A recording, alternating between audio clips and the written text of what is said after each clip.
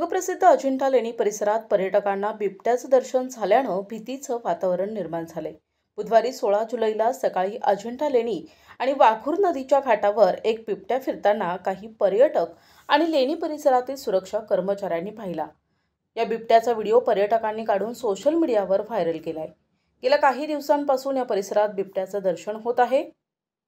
2 दिवसांपूर्वी अजिंठा गावाजवळच्या पिंपळदरी गावात या बिबट्यानं काही शेळ्यांची शिकारही केली होती। असं असतानाही वन विभागानं बिबट्याला पकडण्यासाठी पिंजरे न लावल्यानं बिबट्या अजूनही या भागात दिसत आहे। आज चक्क अजिंठा लेणी परिसरात बिबट्या दिसल्यानं पर्यटकांमध्ये घबराट पसरली आहे। पिंपळदरी आणि बाळापूर येथील ग्रामस्थांनी वन विभागाकडे निवेदनाद्वारे बिबट्याला तात्काळ बंदोबस्त करण्याची मागणी केली आहे। वन विभागानं याकडे गांभीर्यानं लक्ष देऊन लवकरात लवकर बिबट्याला पकडावे अशी मागणी पर्यटक आणि ग्रामस्थ करत आहेत। प्रतिनिधी राम जोशी, NTV न्यूज मराठी, घाटनांद्रा, छत्रपती संभाजीनगर।